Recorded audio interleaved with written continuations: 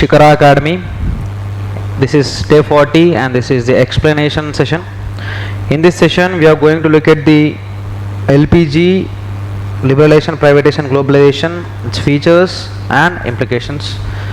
So దీన్ని మనం already orientation సెషన్లో చూడడం జరిగింది. So now we are going to look at a question and we are going to look how the questions are coming. Yes, first look at here. Analyze the impact of globalization on inclusive growth. How can nations harness benefits of globalization while mitigating its negative impacts? First point అర్థం చేసుకోండి. Globalisation వల్ల positives ఉంటాయి, negatives ఉంటాయి. Globalisation అంటే ఏంటిదంటే మనం international ట్రేడ్లో participate చేయడం కావచ్చు, లేదా ఫారెన్ ట్రేడ్లో పార్టిసిపేట్ చేయడం కావచ్చు, ఫారెన్ డైరెక్ట్ ఇన్వెస్ట్మెంట్ని అలౌ చేయడం కావచ్చు, క్రాస్ బార్డర్ మూమెంట్ ఆఫ్ లేబర్ని అలౌ చేయడం కావచ్చు. ఇటువంటి అన్నీ కూడా మనకు ఈ గ్లోబలైజేషన్ అనే దాంట్లో రావడం జరుగుతుంది. So first you look at the introduction. Globalization, broadly defined as the increasing interconnectedness and interdependence of countries through the exchange of goods, services, information, ideas. These have the both positive and negative impacts on inclusive growth.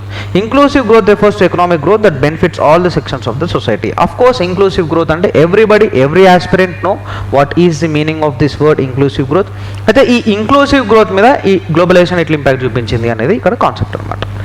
So let's go to the positive impacts. Positive impacts ఏంటంటే increased in economic opportunities. I just want to say you that globalization has enabled many countries to increase their exports and access new markets. ఒక point అర్థం చేసుకోండి. ఈ globalisation అనే దానివల్ల cross border movement of the labour అనేది కూడా చాలా వరకు పెరిగింది. అంటే somebody is going and working in USA, somebody is going and working in UK, somebody is going to Canada. How are we going actually? అంటే ఈ గ్లోబలైజేషన్ అనే కాన్సెప్టే లేకుంటే if USA is not allowing Indians to come and in their country, how are అట్లా allow చేయకపోతే then how can the Indians go and work there? అవునా కదా?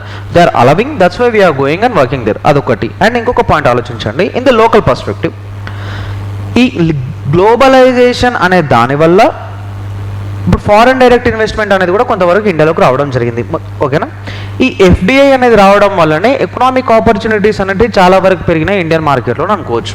How అంటే some MNCs coming in to India. ఆ MNC ఇండియాలోకి వచ్చి ఇండియాలో investment చేసినప్పుడు, అంటే when a company which is not originally Indian, when it is coming to India and investing in India, then we can call that as foreign direct investment. So ఆ FDI వల్ల what's happening అంటే వాళ్ళు ఒక company పెడుతున్నారు. Company పెట్టడం వల్ల కొత్త వాళ్ళకు లేబర్ కావాలి కదా, లేబర్గా వర్క్ చేయడానికి వాళ్ళ కంట్రీ నుండి పట్టుకొచ్చుకోవడం లేదు కదా, దే ఆర్ టేకింగ్ ఇండియన్స్. అంటే లేబర్ అంటే ఐటీ కావచ్చు, సాఫ్ట్వేర్ కావచ్చు, వాట్ ఎవర్ ఇట్ ఈస్. ఓకేనా? అంటే దానివల్ల ఎకనామిక్ ఆపర్చునిటీస్ అనేవి ఇంక్రీజ్ అవుతున్నాయి. Due to the globalisation the economic opportunities are constantly increasing. This is one of the very very important positive impact. Next, technology transfer. See, when some other country is entering into India, when a big MNC is entering into India, let's say for example Google has entered into India, Microsoft has entered into India, when they are coming with their technology as well. అవునా కదా? వాళ్ళ టెక్నాలజీని ఇక్కడికి తీసుకొస్తున్నారు తప్ప మేము ఇండియాకి వెళ్ళి ఇండియా వాళ్ళతోనే ఒక టెక్నాలజీ మ్యానుఫ్యాక్చర్ చేయించుకొని అక్కడనే వాళ్ళతో వర్క్ చేస్తామనే ఉద్దేశంతో కాదు. దట్స్ వై ఎప్పుడు when MNCs are coming in to India, with the impact of this globalisation, obviously they are coming with their technology also. దానివల్ల ఏమవుతుంది? Technology is being transferred to the less developed countries from more developed countries. ఇది కూడా మనకు గుర్తుండాలి. So let's hear globalisation has facilitated the diffusion of technologies and innovations across world. For examples, mobile phones have become widely available and affordable in many parts of Africa, Asia and Latin America, enabling people to access information, communication and financial services. అంటే point ఏంటంటే ఆఫ్రికాలో, ఏషియాలో, Latin అమెరికాలో కానీ అంత ప్రాపర్గా మనకు ఒక సొంత మొబైల్ కంపెనీస్ అనేవి ఎక్కువగా లేవు. మోస్ట్ ఆఫ్ ద కంపెనీస్ ఏవైతున్నాయో దే బిలాంగ్ టు డెవలప్డ్ కంట్రీస్కి బిలాంగ్ అవుతున్నాయి. కాబట్టి అంటే పర్టికులర్లీ ఇప్పుడైతే చాలా మొబైల్ కంపెనీస్ చైనా నుంచి వస్తున్నాయి. బట్ స్టిల్ ఆఫ్రికా లాంటి కంట్రీస్లో ఇంకా ఆ టెక్నాలజీ లేదు, అయినా వాళ్ళు ఫోన్స్ వాడుతున్నారు ఇవాళ అంటే that is because of this globalisation. Human capital development. Globalisation encourages the movement of people across borders, fostering and exchanging of skills and expertise. First చూడండి, ఇప్పుడు you have to work in, మీరు వెళ్ళి cross border movement of the people ఉంది కాబట్టి you can go to some other country and you're working there. అంటే మీరు ఎప్పుడైతే వేరే కంట్రీకి వెళ్ళి అక్కడ వర్క్ చేద్దాం అనుకుంటున్నారో you need to have the idea of technology. అంటే హ్యూమన్ క్యాపిటల్ డెవలప్మెంట్ అంటే హ్యూమన్ యొక్క స్కిల్స్ అనేవి ఇంక్రీజ్ అవుతున్నాయి with the help of this globalisation. Let's say మనం ఒక లోకల్ ఎగ్జాంపుల్ తీసుకున్నా కూడా సమ్ ఎక్స్ అనే కంపెనీ లేదా గూగుల్ అనే కంపెనీ హైదరాబాద్కి వచ్చింది. హైదరాబాద్లో they have invested and they started a office in Hyderabad. So I wanted to work in Google. ఓకేనా, నాకు గూగుల్లో వర్క్ చేయాలని ఉంది. గూగుల్లో నేను వెళ్ళి డైరెక్ట్గా I want to work with you అంటే వాళ్ళు తీసుకోరు కదా, వాళ్ళు I need to have some skills, right? So నేను ఆ గూగుల్లో వర్క్ చేయడానికి అయినా I will improve my skills. దానివల్ల ఏమవుతుందంటే హ్యూమన్ క్యాపిటల్ డెవలప్మెంట్ అనేది జరుగుతుంది. అంటే మన హ్యూమన్ స్కిల్స్ అనేటివి ఇంక్రీజ్ అవుతున్నాయి. ఒక మాటలో చెప్పాలంటే రెడ్యూస్డ్ పావర్టీ, ఎస్, చాలా వరకు ఆపర్చునిటీస్ వస్తున్నాయి కాబట్టి ఖచ్చితంగా పావర్టీ అనేది కూడా రెడ్యూస్ అవుతుంది. Harnessing the benefits of globalisation while mitigating its negative consequences. అంటే ఎట్లా ఇంకా మనం బెనిఫిట్ ఎలా పొందాలి, ఎలా మనం దీన్ని ఇంకా చాలా మంచిగా యూజ్ చేసుకోవచ్చు అనేది పాయింట్. ఇక్కడ చూడండి, promote inclusive growth, implement policies that ensure benefits of globalisation are distributed more equitably across society. అంటే మన ఇండియా ఏదైతే బెనిఫిట్ పొందుతుందో లేదా ఏ కంపెనీ అయినా ఈ గ్లోబలైజేషన్ వల్ల ఏదైతే బెనిఫిట్ పొందుతుందో ఆ బెనిఫిట్ని we should be in a situation to distribute the benefit to every sections of the society. That is important. అప్పుడు యాక్చువల్లీ మన దగ్గర ఈ ఆపర్చునిటీ లేదు, కానీ గ్లోబలైజేషన్ వల్ల ఆపర్చునిటీ వచ్చింది. ఈ డెవలప్మెంట్ లేదు, ఈ గ్లోబలైజేషన్ వల్ల డెవలప్మెంట్ వచ్చింది. ఈ డెవలప్మెంట్ వచ్చినప్పుడు అది కొన్ని సెక్షన్స్ ఆఫ్ ద సొసైటీకి ఆపకుండా దాన్ని మనం అందరికీ కల్పించగలిగితే మొత్తం దేశం డెవలప్ అవుతుంది, ఇంక్లూసివ్ డెవలప్మెంట్ అనే దానికి దారితీస్తుంది. అది ఇక్కడ point. Invest in education and training programmes to enhance the skills of the work force enabling them to adapt to the changing global economy. ఇది first point. Second, promote sustainable development. Sustainable development is very very important. Integrate environmental considerations into trade and investment policies. Encourage to adopt clean technologies, responsible resource management and environmentally friendly practices across all sectors. See, first thing ఏంటంటే when a foreign company is entering into countries like India, వాళ్ళు రిసోర్సెస్ని exploit చేయడానికి try చేస్తారు, కానీ మనం వాళ్ళని exploit చేయనియొద్దు. అదొకటి important. Social safety nets అంటే established robust social safety nets to protect vulnerable populations from negative impacts of globalisation. Yes, ఈ గ్లోబలైజేషన్ వల్ల చాలా వరకు నెగిటివ్ ఇంపాక్ట్స్ అనేవి కూడా మనకు కనిపిస్తాయి, కానీ ఆ నెగిటివ్ ఇంపాక్ట్స్ నుంచి జనాలను కాపాడుకోవాల్సిన బాధ్యత మన కంట్రీ మీదే ఉంటుంది. దానికి మీరు చాలా ఎగ్జాంపుల్స్ తీసుకోవచ్చు. సమ్ ఏదో ఫారెన్ కంపెనీ వాళ్ళు వస్తారు, ఇండియాలో ఉన్న పెద్ద పెద్ద పొలిటీషియన్స్తో వీళ్ళతో లింకప్ పెట్టుకుంటారు and they try to exploit the people, particularly tribes కానీ వీళ్ళను ఎక్స్ప్లాయిట్ చేయడానికి ట్రై చేస్తుంటారు. సో అది కాకుండా చూసుకోవాల్సిన బాధ్యత మనది. That is our responsibility.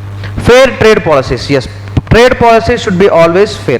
Advocate for trade and transparent trade policies that protect domestic industries while fostering international trade. We have to do international trade. మనం international trade చేయాలి.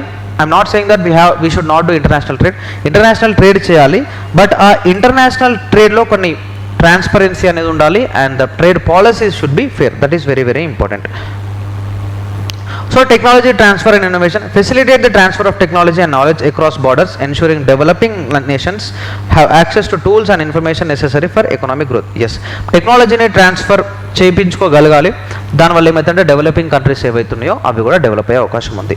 అంటే ఇక్కడ చూడండి, ఇక్కడ పాయింట్ ఏంటంటే ఈ గ్లోబలైజేషన్ వల్ల డెవలప్మెంట్ జరుగుతుంది, ఈ గ్లోబలైజేషన్ వల్ల పాజిటివ్ ఇంపాక్ట్ అనేది ఉంటుంది. But how should we use it? మనం ఎలా యూజ్ చేసుకోవాలి అంటే ఇంక్లూజివ్ గ్రోత్కి యూజ్ చేసుకోవచ్చు, మన సస్టైనబుల్ డెవలప్మెంట్కి యూజ్ చేసుకోవచ్చు, సోషల్ సేఫ్టీ నెట్స్ నుంచి పాపులేషన్ యూజ్ చేసి పాపులేషన్ని కాపాడవచ్చు, ఫేర్ ట్రేడ్ పాలసీస్ని చేసి మన డొమెస్టిక్ ప్లేయర్స్ని కాపాడుకోవచ్చు, అండ్ టెక్నాలజీ ట్రాన్స్ఫర్ అండ్ ఇన్నోవేషన్ని యూజ్ చేసుకోవచ్చు. ఇవన్నీ కనుక మనం ప్రాపర్గా చేయకుంటే they are going to exploit you. అదొకటి గుర్తుపెట్టుకోవాలి.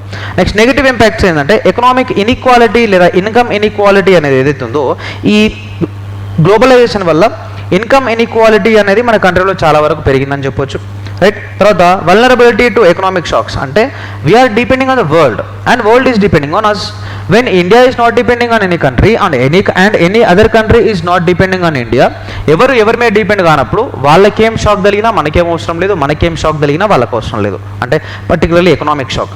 కానీ unfortunately countries are interdependent అని ఈచ్ అదర్ కాబట్టి ఎక్కడ ఎకనామిక్ షాక్స్ వచ్చినా that economic shock impact is going to be shown on India as well. కాబట్టి అదొక ప్రాబ్లం. సోషల్ డిస్లొకేషన్ అంటే rapid globalisation can lead to social dislocation as traditional industries decline and new industries emerge. Workers in declining sectors may face unemployment or job insecurity. Yes, కొత్త jobs కొత్త రకాలుగా రావడం వల్ల పాతబడిపోయిన sectors ఏవైతే ఉంటాయో ఆ పాతబడిపోయిన సెక్టార్స్లో employment ఎవరైతే చేస్తున్నారో వాళ్ళు అన్ఎంప్లాయ్మెంట్కి గురయ్యే అవకాశం ఉంది. And very last one is environmental degradation. Yes, ఈ గ్లోబలైజేషన్ వల్ల నిజం చెప్పాలంటే ఎన్వైరన్మెంటల్ డిగ్రేడేషన్కి మాత్రం చాలా వరకు స్కోప్ ఉంది. అంటే when foreign countries are entering in to countries like India particularly చాలా వరకు ఎక్స్ప్లాయిట్ అనేది చేయడానికి ట్రై చేస్తారు. అండర్ డెవలపింగ్ కంట్రీస్ని ఎక్స్ప్లాయిట్ చేయడానికి ట్రై చేస్తారు. సో దానివల్ల ఈ ఎన్వైరన్మెంటల్ డిగ్రేడేషన్ జరిగే ఛాన్స్ కూడా మనకు కనిపిస్తుంది. So let's go to the conclusion. The complexities of globalization demands a nuanced strategy that maximizes its benefits while minimizing adverse impacts. చూడండి, ఒకటే point I want to tell you one point single లైన్లో చెప్దాం అనుకుంటున్నా. Globalisation వల్ల positives ఉంటాయి, negatives ఉంటాయి.